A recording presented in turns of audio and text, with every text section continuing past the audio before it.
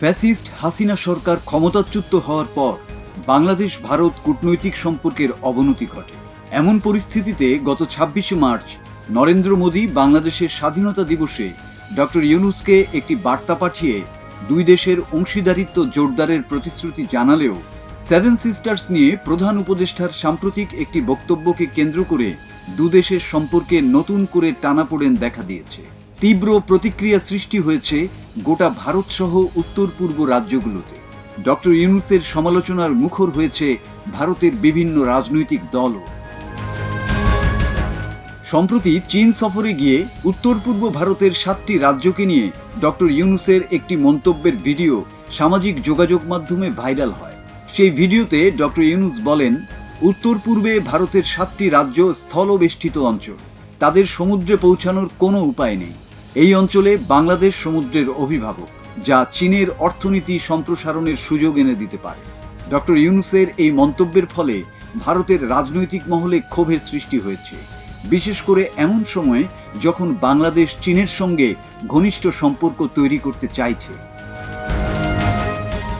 ভারতের অন্যতম প্রধান রাজনৈতিক দল কংগ্রেসের নেতা পবন খেরা দাবি করেছে, বাংলাদেশ চীনকে আমন্ত্রণ জানিয়ে ভারতের বিরুদ্ধে একটি অবরোধ তৈরি করতে চাইছে, যা ভারতের নিরাপত্তার জন্য অত্যন্ত বিপজ্জনক।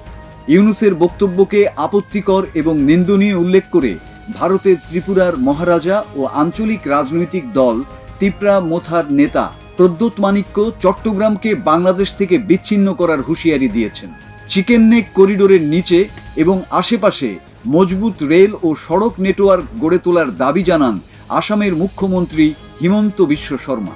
তিনি আরও বলেন, যদি আমরা অবকাঠামো প্রকল্পের জন্য কোটি কোটি টাকা ব্যয় করতে পারি, তাহলে বাংলাদেশকে ভেঙে সমুদ্রপথ নিশ্চিত করাই ভালো। এক্স পোস্টে করা বার্তায় পার্বত্য চট্টগ্রামে বসবাসরত বিভিন্ন নৃগোষ্ঠীর সমর্থন নিয়ে চট্টগ্রাম বন্দর দখলের হুমকিও দেন তিনি। বাংলাদেশে ভারতের সাবেক হাই কমিশনার বিনা সিকরি ডক্টর ইউনূসের মন্তব্যকে অত্যন্ত হতাশাজনক বলে আখ্যায়িত করেছেন।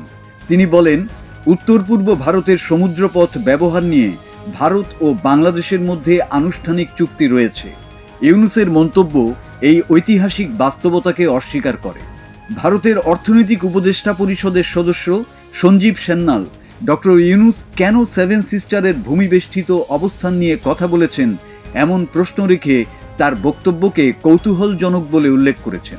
সবচেয়ে ভয়ানক মন্তব্যটি করেছেন ভারতের প্রতিরক্ষা বিশেষজ্ঞ প্রফুল্ল বক্সী।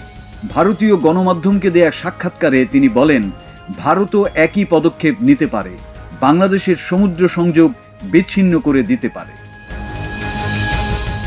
আগামী ৪ এপ্রিল থাইল্যান্ডে অনুষ্ঠিতব্য বিমস্টেক সম্মেলনে ডক্টর ইউনূস ও নরেন্দ্র মোদীর সঙ্গে বৈঠক যখন প্রক্রিয়াধীন, তখন এই মন্তব্য সেই কূটনৈতিক প্রচেষ্টাকে নতুন চ্যালেঞ্জের মুখে ফেলেছে বলেই মনে করছেন ভারত সংশ্লিষ্টরা। মাসুদ হাসান, বাংলা টিভি।